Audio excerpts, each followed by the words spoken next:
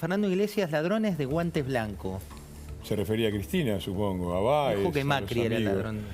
Bueno, es el mismo señor que dijo que él desconocía la corrupción de Néstor y Cristina, que él estaba ahí pero no sabía. Es el mismo que dijo que Cristina tenía que responder por la complicidad con los atentados de la AMIA, los iraníes y el pacto de impunidad.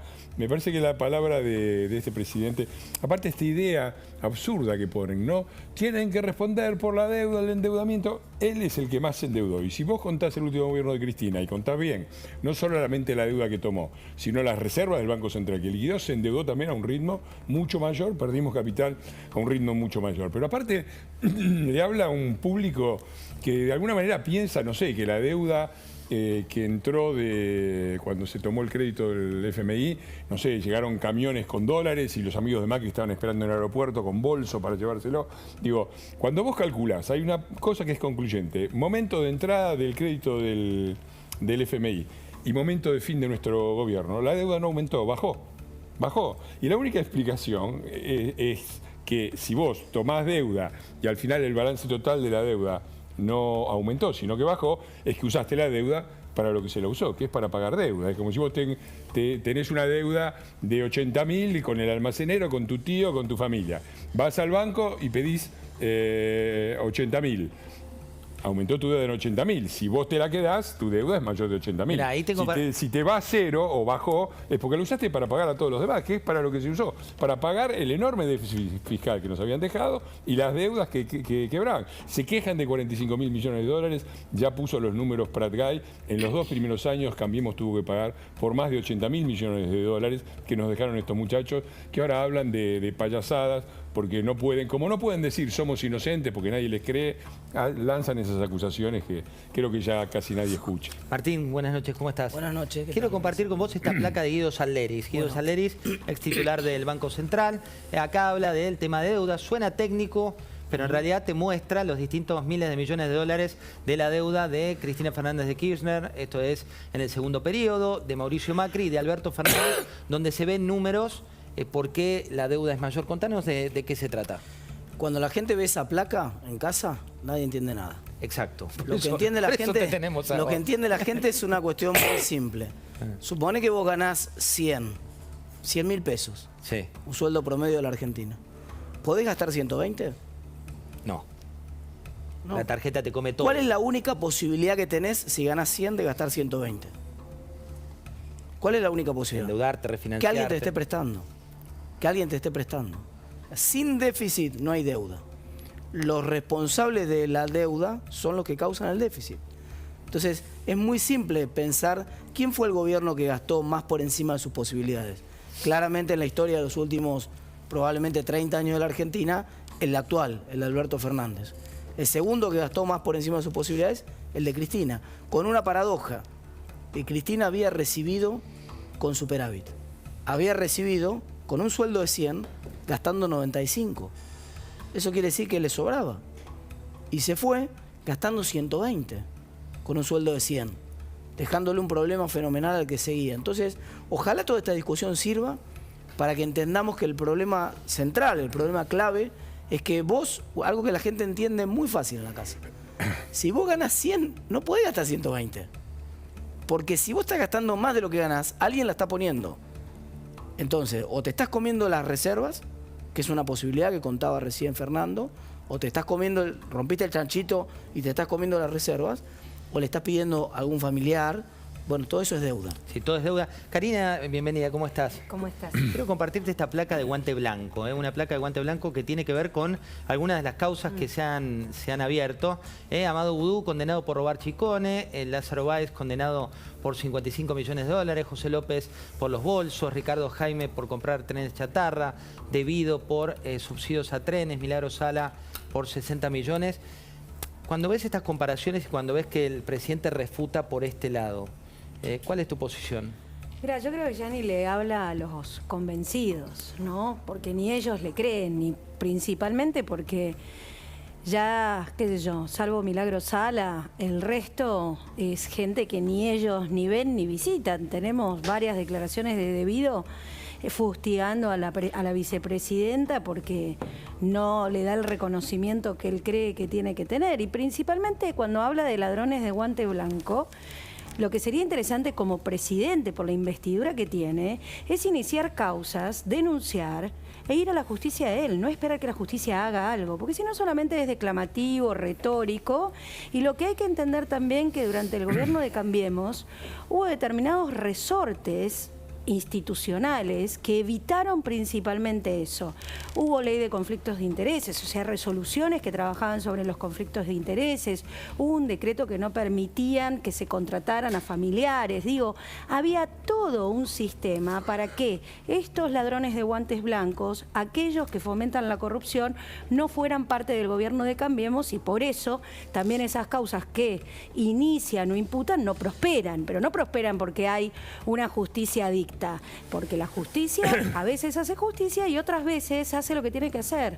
O sea, me parece que acá lo más importante es ver la vicepresidenta que está faltando en esa placa, cuándo va a responder por las causas que tiene en la justicia, que muchas de ellas tienen más de una década. Ahora vamos a retomar eso. Conrado Stoll, buenas noches, ¿cómo estás? ¿Qué tal, José? Te vamos a preguntar todo acerca de la pandemia, acerca de la viruela que apareció y también de cómo está cambiando, ¿no?, la psicología de la gente en este contexto, ¿no? En un ratito te vamos a contar. Hablamos de lo que quieras, la pandemia en el mejor momento, con la menor mortalidad, pero cuidado que no te equivoques en bajar los brazos con eso, porque cuando prendes el microscopio ves que en muchos países, en la mayoría, o el reflejo nuestro en Norteamérica, está causando problemas y aumento de las hospitalizaciones. Porque hoy acá Fernán mismo. Quirós, ¿no?, dijo que la pandemia terminó. A ver, hay que ver el contexto exactamente. El ministro es una persona idónea, competente. La verdad que este es el momento de una campaña de comunicación. Siempre ha sido. Y hay países que han gastado literalmente miles de millones de dólares en comunicación. Y la comunicación no tiene que ser un mensaje. La gente lee eso, va a terminar el brote pronto, como olvidémonos, no terminó la pandemia, sabemos que la pandemia no termina, pero ni siquiera el brote, no hablemos de que termina el brote. Tenés mucha gente que no ha recibido el primer refuerzo, la tercera dosis, tenés mucha más gente aún que no ha recibido el segundo refuerzo y que lo tendría que recibir, entonces no tenés que dar ese mensaje, tenés que hacer una comunicación nacional, te diría, enfática, con foco en los jóvenes, que son los que menos les interesa darse el refuerzo, para justamente vacunar gente mucho más aceleradamente. Alfredo Sainz, buenas noches. Informe del día, ¿por dónde viene? Vamos a hablar un poquito de la nueva batalla del ministro Guzmán contra los subsidios. En este caso va a ser contra los subsidios al transporte. Paz Rodríguez Niel, buenas noches. ¿Por dónde viene tu informe? Buenas noches. Vamos a hablar sobre el dictamen que salió hoy en diputados de boleta única. 58-57, muy apretado, pero un triunfo de la oposición. Te voy a contar cómo sigue, qué chances reales tiene de convertirse en ley y a quién favorece. Pablo Fernández Blanco, buenas noches. ¿Qué decís, José? ¿Te imaginas una foto entre Alberto Fernández y Nicolás Maduro? Mira, la pillo acá, la pelota te la dejo ahí para charlarla después en la mesa, pero contanos de qué va esa foto. Digo, contale a la gente que está a mitad de la hora de las 23 y quiere saber de qué se trata. Hay mucha presión interna sobre Alberto Fernández a propósito del viaje a la Cumbre de las Américas en Estados Unidos. Esto que en principio el presidente habría aceptado ir a Estados Unidos, dice que no lo puede, no puede hacerle un desplante a Joe Biden, tendría una contrapartida. 26 y 27 de julio próximos hay una invitación, ya le llegó la invitación a Alberto Fernández. Se trata de conmemorar lo que se llama el abrazo de Guayaquil. El abrazo de Guayaquil ocurrió hace muchísimo tiempo, 200 años, entre Simón Bolívar y José de San Martín. Va a ser en Ecuador, naturalmente. El anfitrión es Guillermo Lasso, el presidente de Ecuador, y Alberto Fernández le prometió a Guillermo Lasso que iba a ir a Guayaquil para conmemorar ese momento. Ahora quiero que veamos lo que estamos mostrando en este momento en pantalla. Esto es información venezolana, donde dice que Nicolás Maduro el 26 de julio va a estar en Guayaquil, con lo cual Maduro ya dijo que va a estar ahí. Alberto Fernández le prometió al presidente ecuatoriano que va a estar en Guayaquil, con lo cual ambos podrían tener una foto juntos, una foto de familia, lo que sea. Esto en un contexto donde Maduro se está acercando a Estados Unidos y Alberto Fernández necesita darle algo a la tropa kirchnerista para apagar el fuego de ir a Estados Unidos ahora. Martín, que la foto de familia sea Guatemala, Cuba, Venezuela. Falta que confirme Frankenstein, que no sé si está ocupado en alguna otra cosa. No sé si puede ir a Ecuador, pero bueno, si puede puede ir, está completa la foto. ¿Qué dice esto de las relaciones bilaterales? Y bueno, confirma a dónde apunta Argentina en materia de relaciones internacionales. No tiene rumbo porque ¿cuál es el proyecto político, económico que nos vincula a nosotros con Venezuela o que nos vincula a nosotros con Cuba? ¿Realmente? Vamos, más allá de la construcción de un relato ideológico, ¿cuál es el proyecto político, económico que le conviene a la Argentina desde el punto de vista geopolítico y la vincula en un relacionamiento con Venezuela o con Cuba? Realmente ninguno. Pero bueno. Fernando, quiero compartir con vos a Alberto Fernández, una frase Muchas del día de hoy gracias.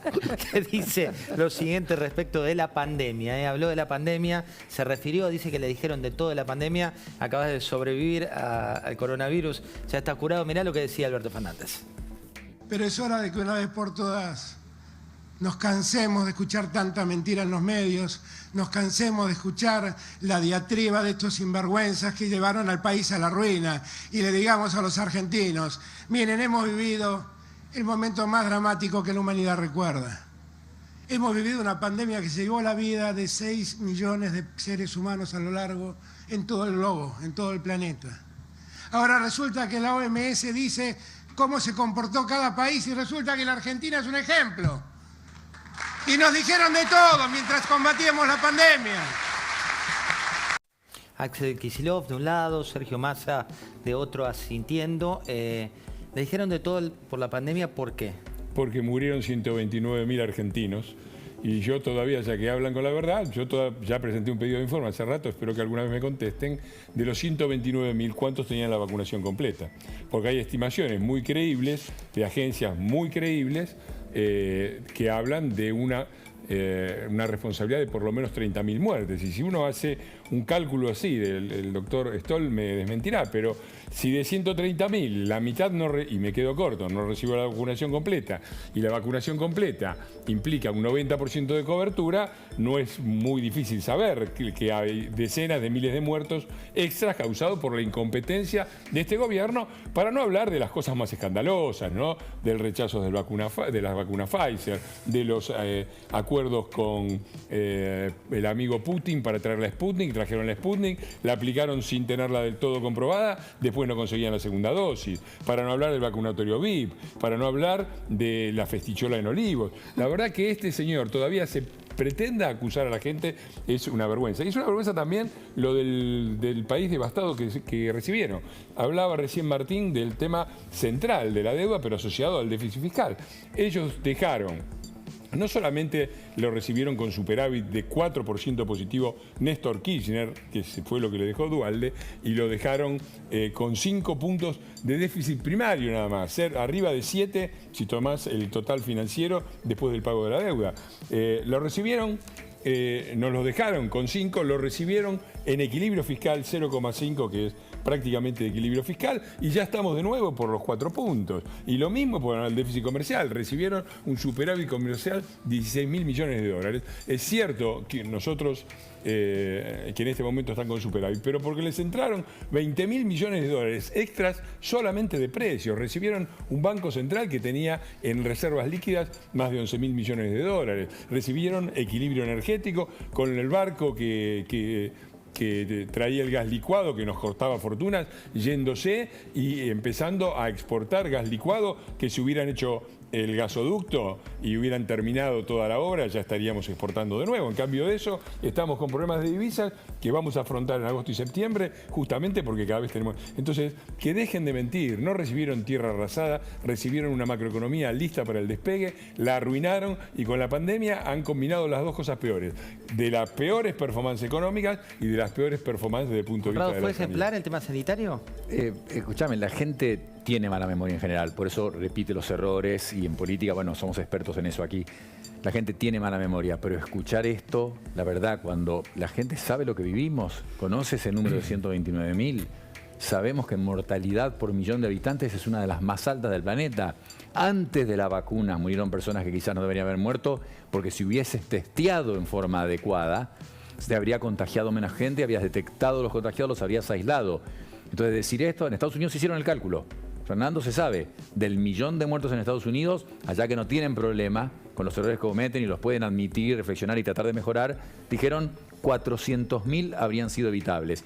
Y hablar de Estados Unidos no es hablar de Hong Kong o de Dinamarca, que no tienen nada que ver con nuestro manejo de la pandemia. Es más parecido, porque fue bastante malo también.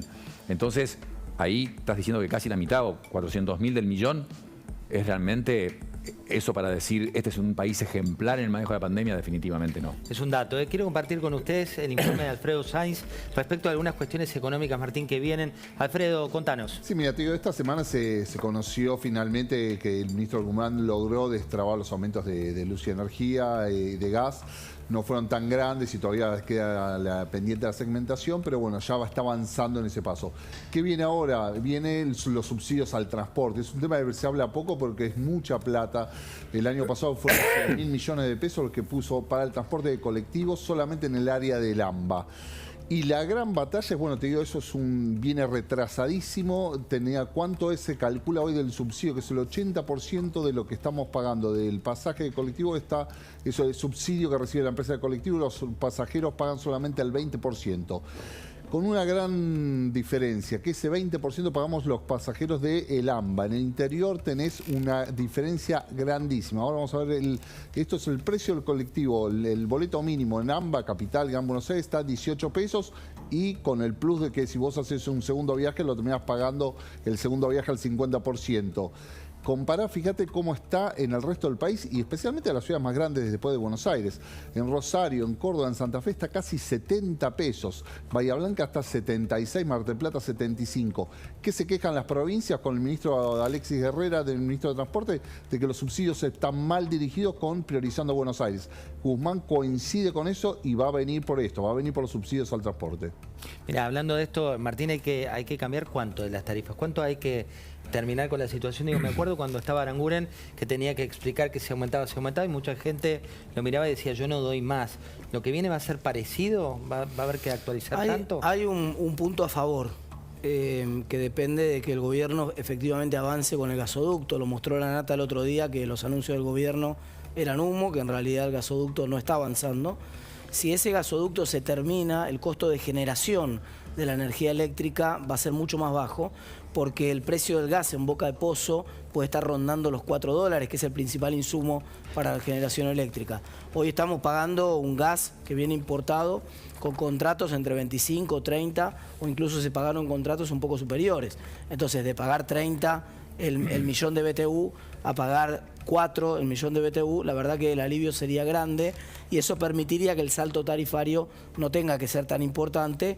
Además, en el marco de una renegociación general de contratos, también podría aliviarse el salto tarifario, pero una corrección tarifaria obviamente tiene que haber. Karina, quiero compartir con vos esto de Mayra Mendoza. Venís siguiendo el caso de Mayra Mendoza, lo que cuenta, un relato bastante impostado en redes sociales, pero mirá este primer capítulo del tema Mayra Mendoza. El ataque a Mayra Mendoza como intendente de Quilmes se inició los primeros días de su gestión. Les quiero pedir que se den una vueltita por Quilmes y que vean cómo Mayra está dando vuelta a la vida de los vecinos y vecinas de Quilmes. Salud, educación, infraestructura, vivienda, saneamiento, juventud, derechos humanos, ecología. Con tanto golpe, con tanta acusación, con tanta campaña negativa, con tanto marketing y medio de comunicación trabajando, no hacen más que reafirmar nuestra convicción de que Mayra Mendoza es la intendente que Quilmes necesita. Bueno, intendente. Que Quilmes necesita y que está cambiando Quilmes. Eso es lo que le jode, Mayra. Eso es lo que le jode. Capítulo 1 y capítulo 2. Mirá lo que canta ahí la hinchada, mirá lo que dicen cuando ella sale a la cancha. Ahí está.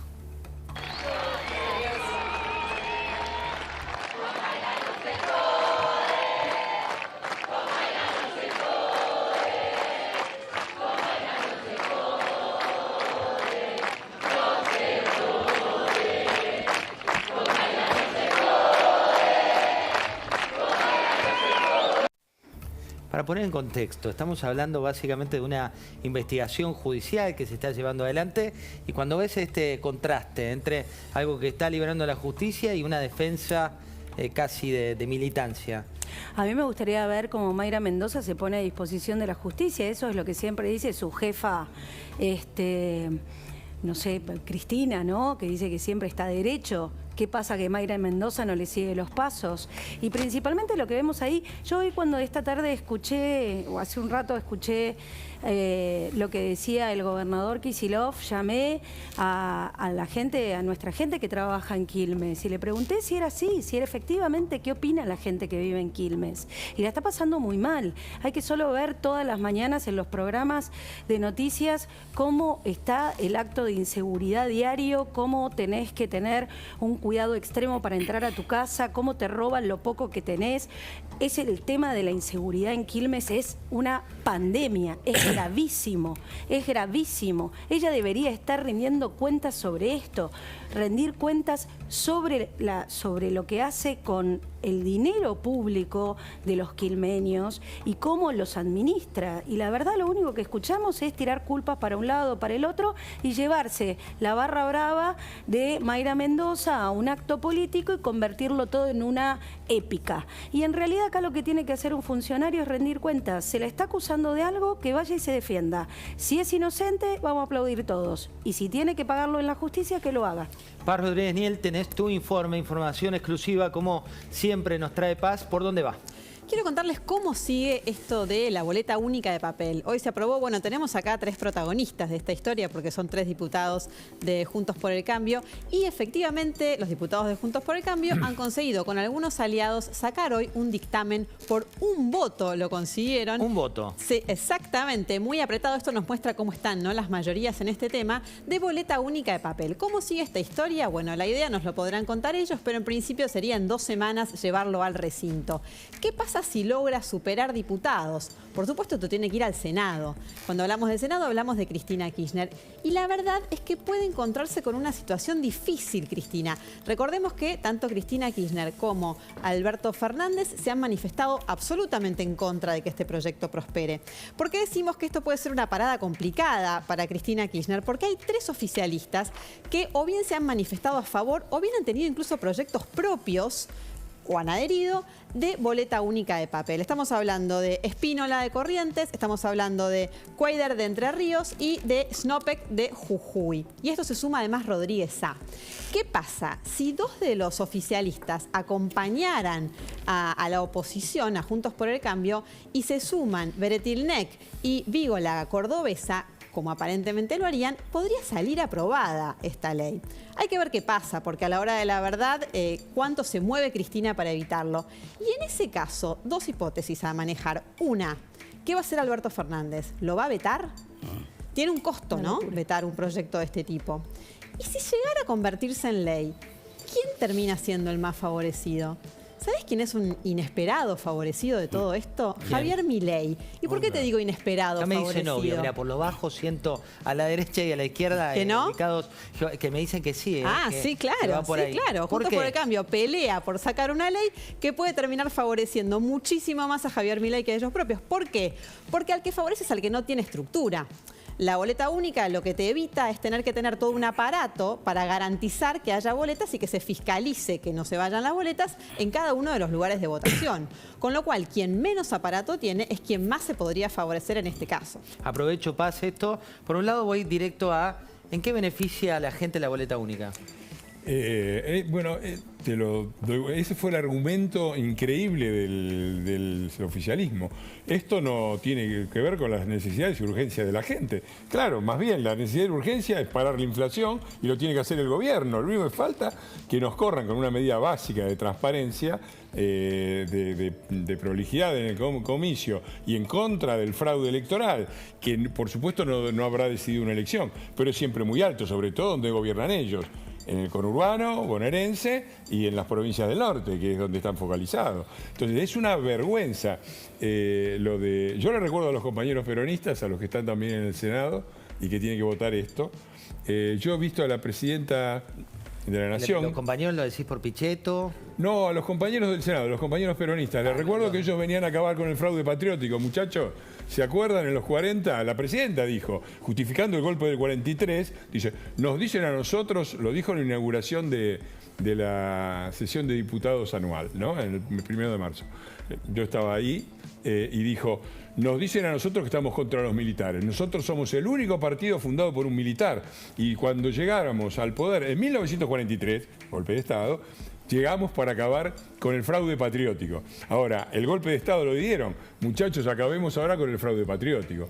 Y déjame decir algo con respecto a mi ley. Creo que muestra muy bien cuáles son las intenciones de Juntos por el Cambio. Puede ser un drenaje de votos. No estamos contando los votos ni lo hacemos desde una perspectiva partidaria. Es una conquista elemental de la democracia argentina que se vote como se vota en la mayor cantidad de países, sobre todo cuando hay inconvenientes de control, como el que mencionaba Paz, a través de la boleta única. Y yo acá no veo casta, sino grieta. Si hubiera casta, estaríamos todos en contra de la boleta única. Y acá lo que hubo fue un 57-56, que fue presencia full de los dos lados, estamos muy justos, pero hay una grieta. Lo que estamos por la transparencia y por elecciones democráticas y los que están en contra. Y ya sabemos quiénes son. Martín, ¿qué probabilidad le ves? Vos que venís de, antes eras economía del comportamiento, después economía de la felicidad y ahora te metiste en la política. ¿Cuánto perdiste de esa economía de la felicidad? No, al contrario, gané, porque estoy haciendo lo que me apasiona, lo que me preparé 30 años para hacer. ¿Y cuando ves la probabilidad de que esto sea ley? Mucha por justamente lo que comentaba Paz recién, porque realmente sería contradictorio que los propios senadores que tenían proyectos de boleta única de papel hoy terminen votando en contra, así que muchas chances. Y el principal beneficiario es la gente, porque ¿qué consigue la boleta única de papel? Que la voluntad popular llegue hasta la urna. Cuando la gente quiere expresar algo, sea una bronca en una calle manifestando, o sea en una elección su preferencia por un candidato, qué mejor que esa preferencia llegue efectivamente a la urna. Si no, si hay un sistema corrupto que hace que esa preferencia en algún momento se trabe y no llegue a la urna o se la cambien en el camino, bueno, la verdad que el primero que gana es la propia gente que consigue que su preferencia llegue a la urna. Y no nos importa si la preferencia es por nosotros o es una preferencia por otro partido, que en general los más favorecidos, como decía Paz, son los partidos más chicos con menor estructura. No estamos gobernando para una ventaja de corto plazo, estamos gobernando para que la preferencia de la gente llegue a la urna, nos convenga o no nos convenga. Conrado, cuando ves lo que viene, hablábamos recién de la realidad de la pandemia, hablábamos de la interpretación política de la pandemia y como si fuera poco aparece esta viruela del mono, de la que leemos todos los días novedades. ¿Cuánto hay que preocuparse por esto? Nada o casi nada. No es la viruela, aclarar lo que no es. No es la viruela que mató 500 millones de personas, que se declaró erradicada en 1980, que la historia es para una docudrama del último muerto por viruela, que fue una mujer inglesa, una médica en su laboratorio, se contagió, se enfermó, se hizo grave, se tuvieron que aislar 500 personas que habían estado en contacto con ella unos pocos días. El padre se murió de un infarto preocupado por la hija que se moría, la hija se murió y el médico que tenía aislado el virus, al que se le escapó y contagió a esta médica, se suicidó. Esa fue la última muerte de la viruela previa. Esta es una enfermedad del Congo, del oeste de África, del centro de África, que es leve, excepto, al revés que el COVID-19, en chicos. Puede ser grave en embarazadas, en personas con problemas de inmunidad. HIV es un problema en África porque tienen HIV y no están tratados. Pero el problema que tiene práctico es, no te das cuenta que la persona está enferma por un tiempo, porque primero es fiebre, tos, dolor de espalda, lo que puede pasar en 1000 enfermedades infecciosas. Después aparecen esas lesiones típicas y además la incubación es 3 semanas. Entonces vos a todos los contactos tenés que tenerlos aislados 3 semanas a la persona enferma, pero en la mayor parte de las personas tendría que ser algo leve y hay tratamiento. Hay un antiviral que es efectivo y la propia vacuna de la viruela, que acordate que quedó guardada por si llega a pasar algo. Está guardado el virus de la viruela, está en Rusia, está en Estados Unidos, está en China, se guarda ahí cuidadosamente, pero por cualquier problema hay millones de dosis de la vacuna de la viruela. Eso si la das rápido en la viruela del mono, sirve de tratamiento y un antiviral también lo cura. Jorge Ferraresi, no sé si va con un antiviral o no, pero mirá lo que decía. Y algunas veces estaremos en el gobierno y otras veces no estaremos en el gobierno. No sé lo que contaba Manuel, quien habrá dado esa nota, pero tiene razón. Si perdemos alguno vamos a terminar presos. Tiene razón, de verdad, de verdad. Tiene razón, no sé de qué lugar lo dice, pero tiene razón.